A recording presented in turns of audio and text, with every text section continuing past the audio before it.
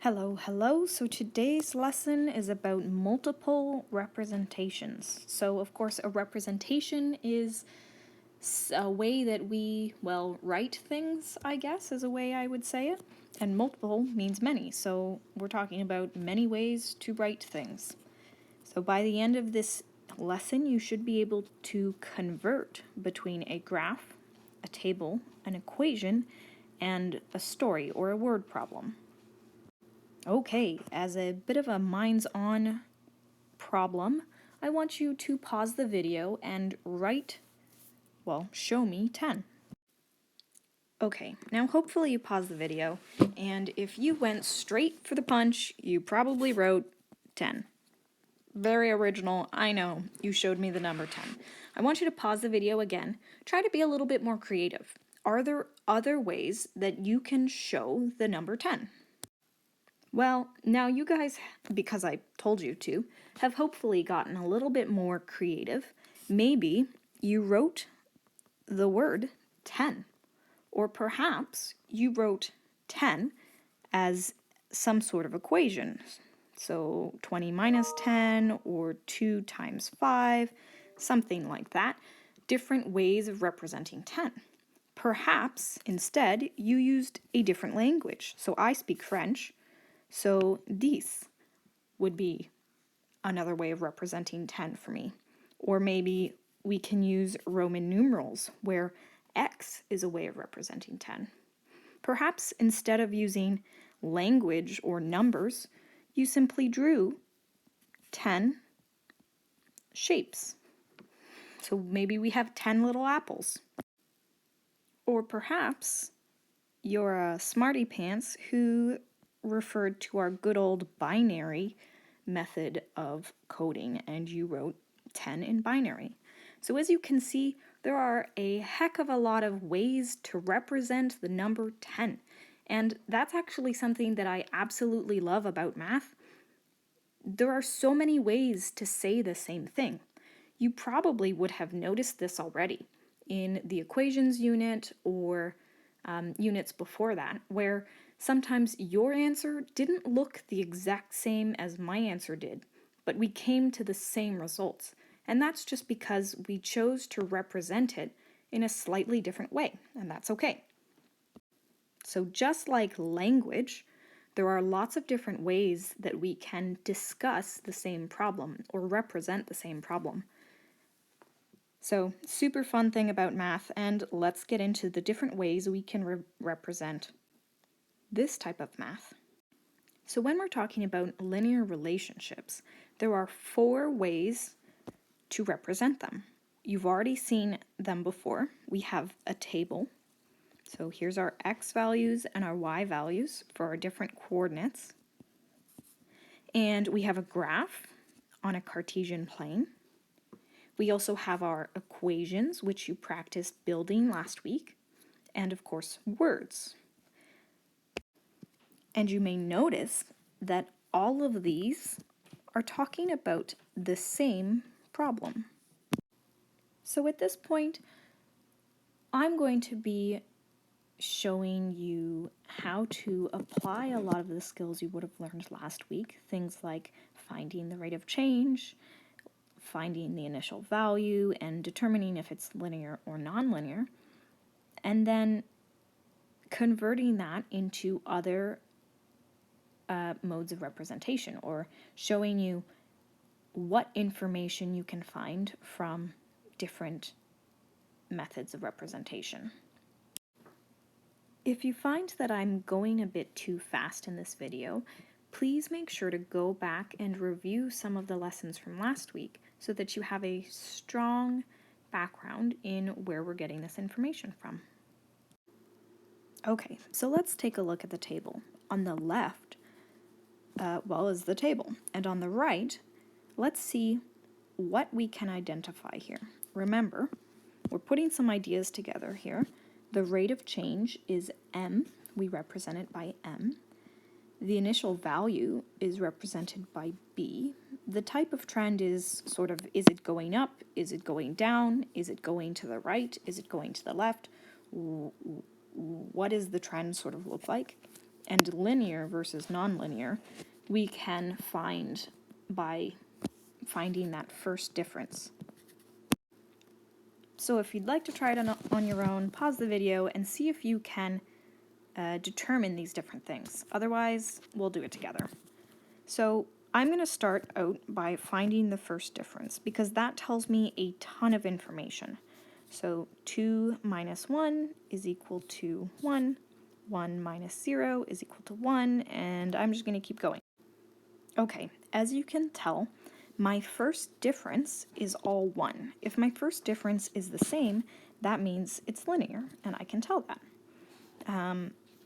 My rate of change, m, is equal to 1, so I have a rate of change. My initial value is when x is at 0, so my b is -2, that's my initial value, I have that. And then the type of trend, I can see that as x gets bigger, y is also getting bigger, so it's going up and to the right, generally. So there's a trend going on there. If I wanted to describe that trend using more appropriate mathematical language, I could say that as the horizontal or x variable increases, then the vertical or y variable increases consistently by 1. So we can tell a ton of information from the table. Let's check out the graph. Well, if we have a graph, of course we have a rate of change because that's just the change from x to y, right? We learned about that last week. We also see that there is an initial value of -2, and we could find the rate of change, which is still 1.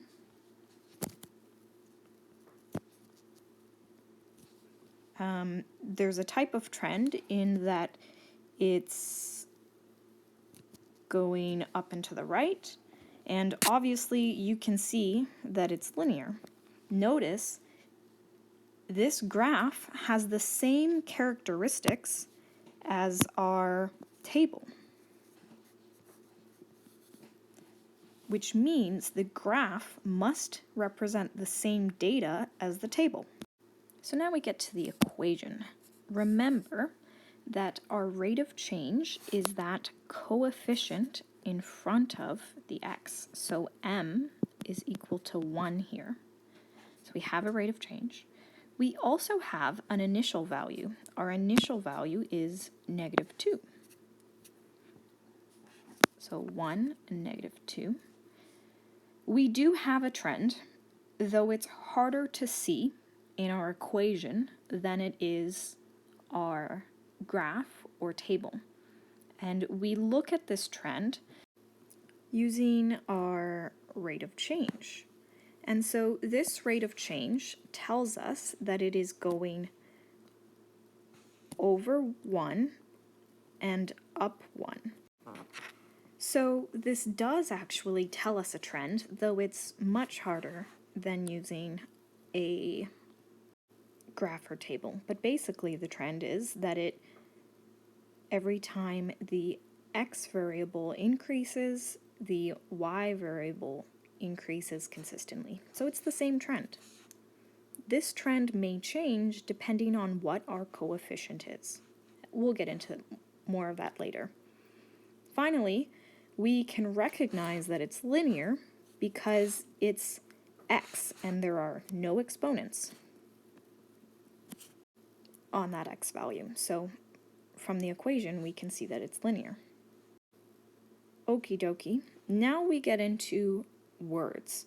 So all of this data has been representing a real life sort of situation. And that situation is that the temperature today started out as -2 degrees Celsius, but increased by 1 degree Celsius each hour.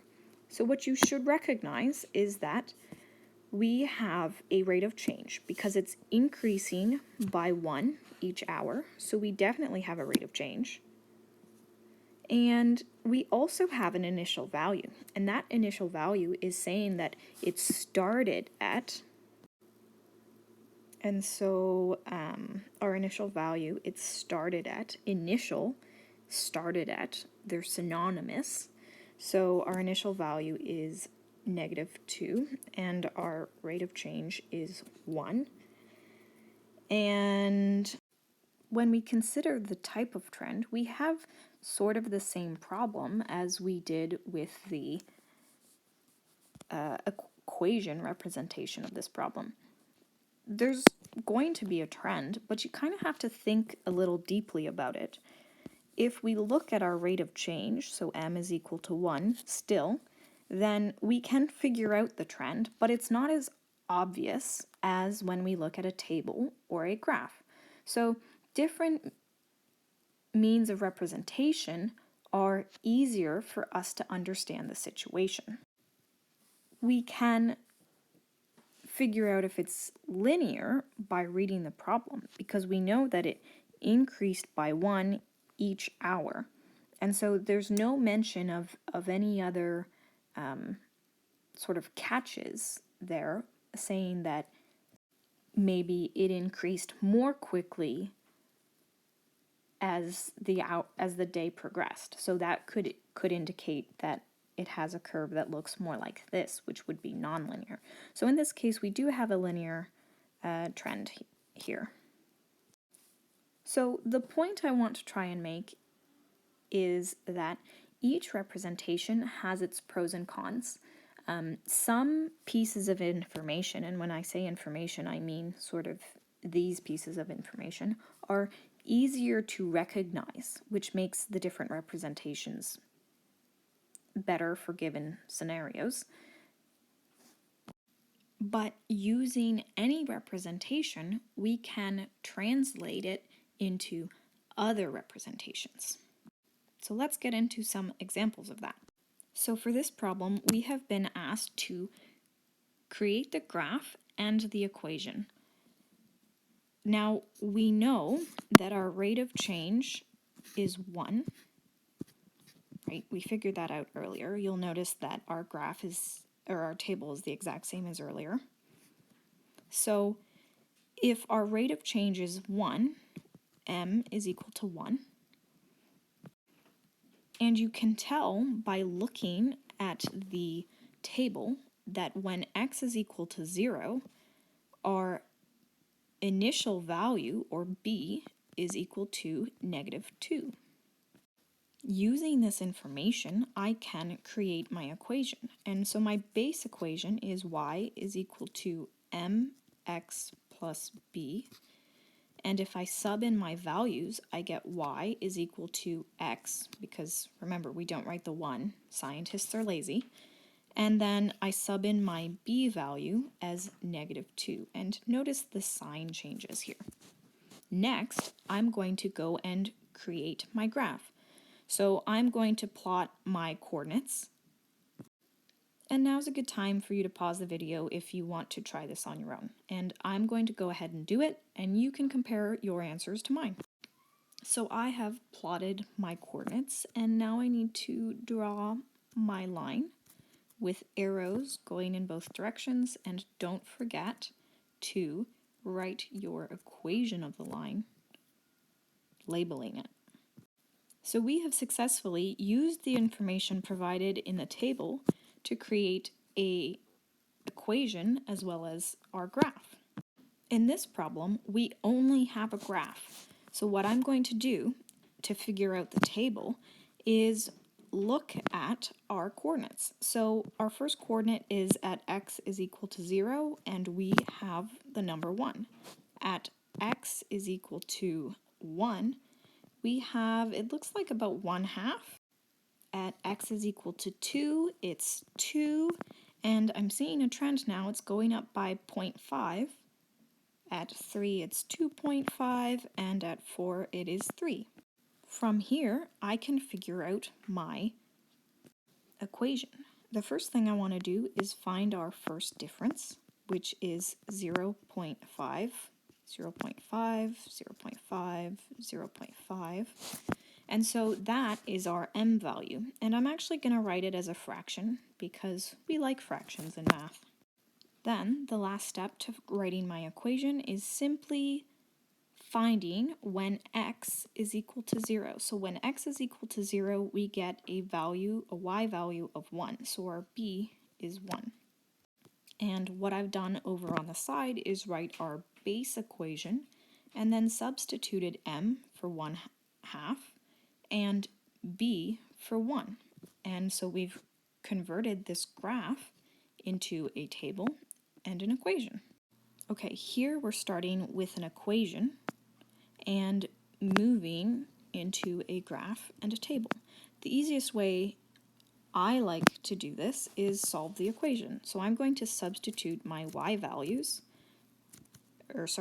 x values in and solve for my y values. So when x is 0, y is 3. And I'm going to keep doing this for my other values. Why don't you pause the video and see if your table matches up with mine? Okay, I went and filled in my table. Why don't you check your answers against mine? Or you could also check your answers by finding the first difference, which is -2. That should match our rate of change as -2. Now that we have our table, we can easily go in and complete our graph. So pause the video, give that a try, check your graph with mine. Okay, I've plotted my points, and now I'm going to draw my line. Ooh, that was a wonky line. And put in my equation of the line. So minus 2x plus 3. Notice the trend here is that as x increases, y decreases by 2 each time. So that would be our trend here. Okay, so it looks like here we're starting out with a word problem and we have to fill in this table. So let's read that. Stephen gets paid $7 per hour to paint eyelashes on department store mannequins. That's a fun job. So if he's getting paid $7 an hour, that means that if he works 0 hours, he's getting $0. If he works 1 hour, then he gets paid $7. And each additional hour, he's getting an additional $7. So for 2 hours, it's 14, and I'm just adding 7 each time. For 3, it's 21, and for 4, it's 28. If we wanted to, we could create an equation or a graph from this table. So now we have a word problem, and let's go through it. So with nothing better to do, Al decides to cut his grass over and over again as he lowers the blade so that it is 1 centimeter shorter each time. The grass starts out at 5 centimeters tall. Now, there are probably a few ways you can represent this, but because we're talking about the grass, I'm going to put the grass on the y value, so that's going to become the height of the grass is the y value, and the size of the blade will be the x value. Now, it says that the grass starts out 5 centimeters tall. So for my own thinking process, I've labeled my axes. So on the x-axis, I have the number of times the grass is cut. So 0 times is, well, has not been cut. Once, it's been cut once. Twice, it's been cut twice. You get the point. And on my y-axis, I've put the height of the grass because this is the way that it makes sense to me. So at 0 times cut, it starts out at 5 centimeters. So I'm going to put my label on. Once it's been cut once, it goes down 1 centimeter. So that means it'll be 4 centimeters tall after the first cut. On the next consecutive cut, he lowers the blade 1 more centimeter. So we're going down to 3 centimeters. And I'm sure that you see a trend and we can draw a line. Now the tricky thing about drawing a graph of the situation is that you have to still label your equation. So that means our equation is y is equal to, in this case, it is negative x plus 5, because our initial point is that 5 right there, and our rate of change is 1, but you can tell that because it's going up into the back, I know that it's going to be a negative 1. So we have negative x plus 5. And here we have another word problem. So Gary orders pizza from his local pizzeria. This pizzeria charges $8 for a medium and an extra 50 cents per topping. So if we think about it, per topping means that there's going to be, we don't know how many toppings, so that is going to be multiplied by x. And we know that our initial value is $8. So we write the equation mx plus b, and if we sub in our values, our rate of change is dependent on the number of toppings. So that is where we're going to put our 0.5x, and our initial value is going to be that $8. So that is our equation for the situation. And we've done tons of practice changing between different representations of the same thing. And now it's time for you to do the homework. Good luck!